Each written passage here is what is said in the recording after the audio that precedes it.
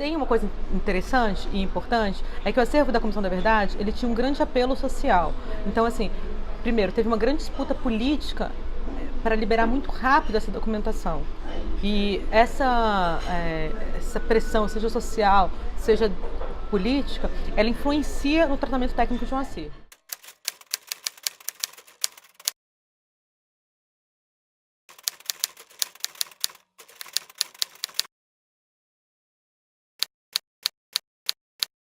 Sou formada em História, na graduação na UNB, e logo em seguida eu entrei no Arquivo Nacional, uns 2 anos depois, 1 ano e meio depois, e trabalho no Arquivo Nacional já faz quase 10 anos, já vai ter quase uma década de arquivo.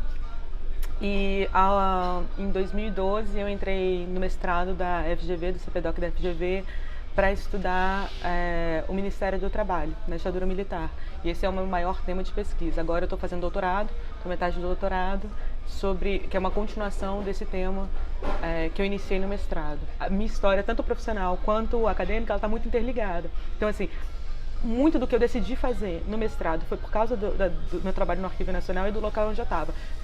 Antes de entrar no mestrado, eu trabalhava no Memórias Reveladas, trabalhava com a documentação do período da ditadura militar e tinha muito interesse em poder me aprofundar mais, conhecer mais sobre o período, poder contribuir de alguma forma para o trabalho que eu exercia lá dentro.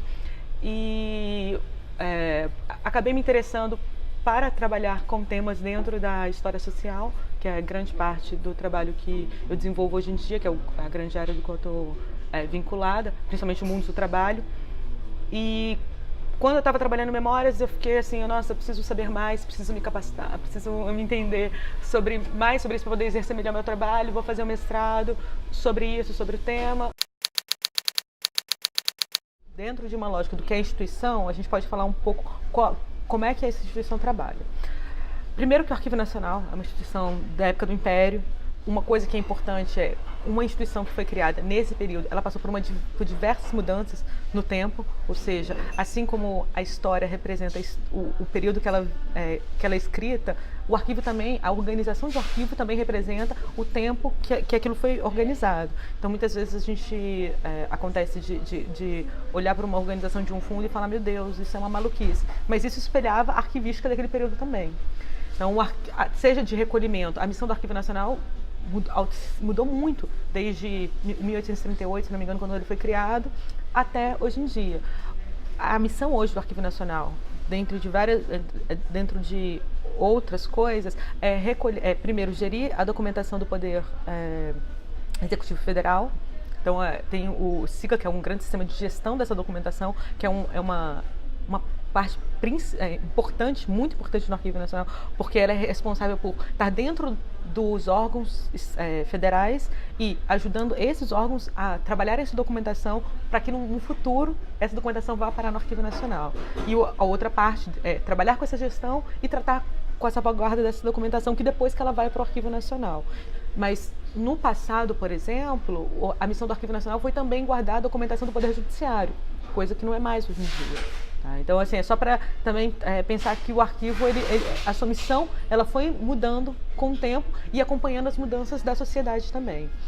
A gente tem hoje em dia, dentro do Arquivo Nacional, uma divisão de trabalho baseada na especificidade em que cada parte trata de um desenvolvimento, de uma atividade específica.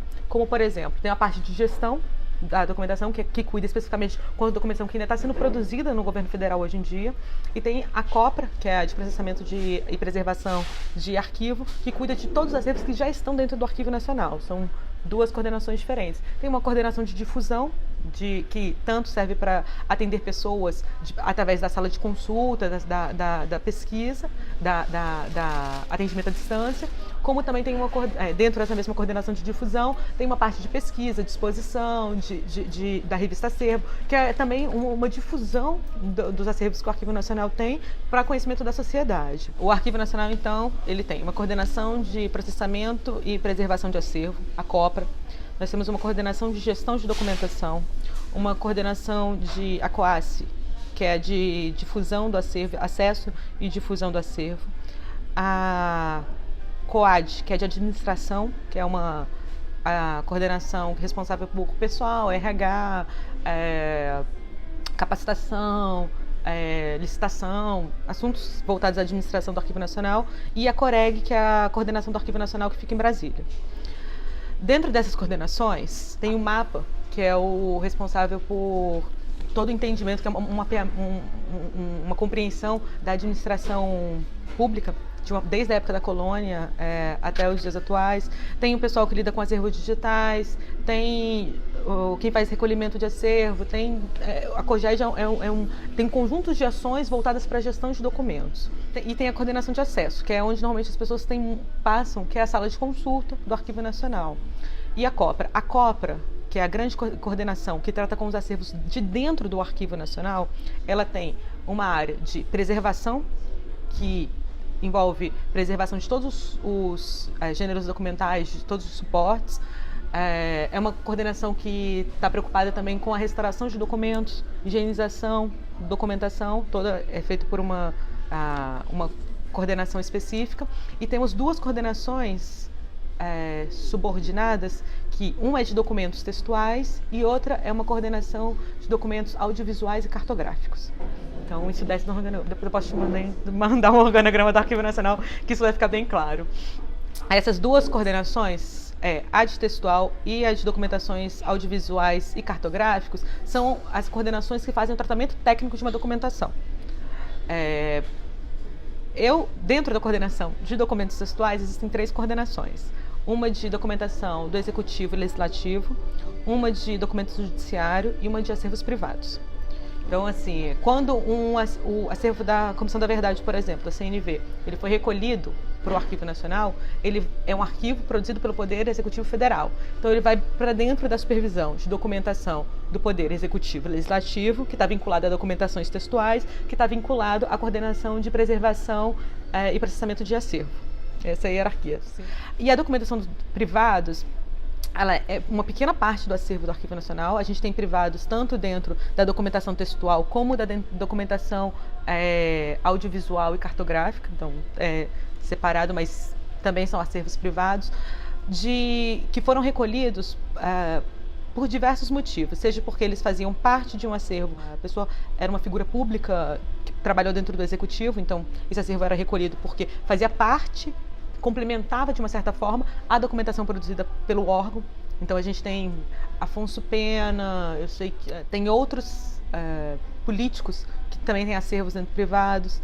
A gente tem, de uma forma geral, porque essa não é a obrigação do Arquivo Nacional, mas a gente recolhe porque isso faz parte da história do país e ajuda a entender não só a nossa própria história, como também ajuda a entender a documentação produzida de uma forma pelo Executivo Federal. A gente tem acervos da família Ferrer, por exemplo, de fotografia, tem no acervo privado, iconográfico, mas tem também documentação textual sobre isso, está dentro do acervo dos privados. Mário Lago, que foi um recolhimento que a gente fez de forma recente até, que é enorme o acervo. Então, Mário Lago fez diversas coisas na vida dele, de samba a escritos políticos, sabe? Então, isso ajuda a compreender vários períodos, diversas formas como a sociedade se organizou, seja no âmbito cultural, seja no âmbito econômico, no âmbito político, e isso faz parte da documentação. A documentação do privados, que é esse setor, ela é uma pequena parte dentro da documentação do Arquivo Nacional. Tem uma coisa que também é importante em relação ao organograma do Arquivo Nacional. Um filme, a Agência Nacional, por exemplo, era um órgão de propaganda governamental. Ele foi um órgão que foi criado e que foi extinto. Ele foi alterado, as atribuições deles geraram um outro órgão na história. Toda a documentação, por exemplo, da Agência Nacional, ela foi recolhida ao Arquivo Nacional. E quando eu falo toda a documentação, foi toda a documentação dentro do possível. Porque a verdade é que a documentação que é produzida, a gente não recolhe 100% de nada. Porque tem uma parte que é naturalmente dentro da tabela de temporalidade, respeitando todos os critérios da arquivística, ela é eliminada. Tem uma parte que se perde, porque vai parar em banheiros e aí chove dentro da documentação, vai parar em galpão e dentro desses vai parar, tem todos os tipos de bicho, uma fauna e uma flora ali dentro daquele acervo que a documentação se perde. Então, assim, o que foi salvaguardado vai recolhido ao Arquivo Nacional. A documentação da Agência Nacional, nós temos filmes, nós temos fotografias, nós temos documentos textuais. Cada um desses documentos, ele fica numa supervisão diferente, ele fica num setor diferente. Porque quem trabalha com descrição de filme tem uma lógica de organização, tem uma lógica de ver aquele documento. Quem trabalha com a documentação textual olha de outra forma. Descrever uma fotografia é de outra forma. Por isso que dentro do Arquivo Nacional a gente fala que dentro dentro de um arquivo, por exemplo, a gente existe dentro do mundo ideal, porque a gente é capaz de fazer esses pequenos fracionamentos. Quem faz a restauração de uma foto não é a mesma pessoa que faz a restauração, por exemplo, de um filme. Que não é a mesma pessoa que faz a restauração de um documento textual. É tudo compartimentalizado, porque a gente tem pessoas dentro do Arquivo Nacional, que não é um órgão grande da administração pública, mas para dentro de comparação com outro arquivo, nós temos muitos funcionários e a gente tem capacidade de fazer esse tipo de coisa. Mas a informação, por exemplo, do fundo, ela é uma coisa só. Então, assim, o fundo é o conjunto documental produzido por determinado órgão em determinado período. E aí, esse fundo, ele tem uma existência completa, desde a sua formação à sua extinção, até você completar, você finalizar as atividades que determinam aquele órgão. O SNI, ele foi criado em 64, depois ele foi extinto. Eu acho que ele foi extinto em 91. A criação da BIM, eu acho que só foi em 95, 96. Assim, não acabou aquela ideia, mas ela foi extinta, ou seja, o órgão ele foi criado, ele foi extinto. Aquela atribuição ela foi repassada para outros órgãos, mas aquele órgão que existia, ele acabou. Essa documentação está fechada, ela passa por um processo de avaliação de tabelas de temporalidade, quais são os documentos que devem ser guardados, quais são os documentos que podem ser eliminados.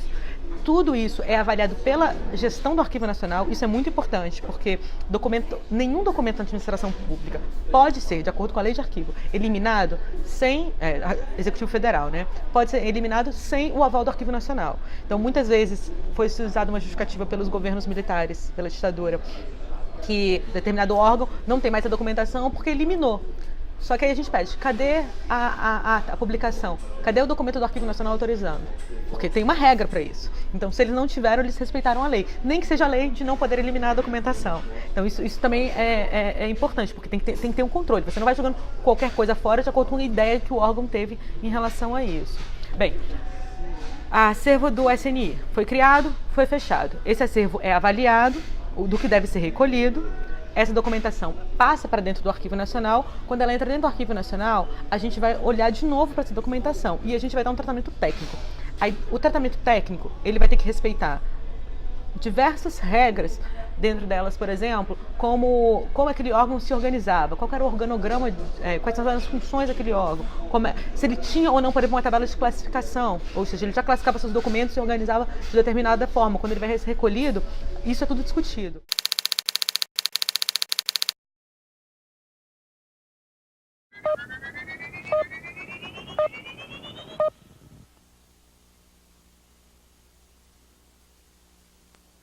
Censura livre.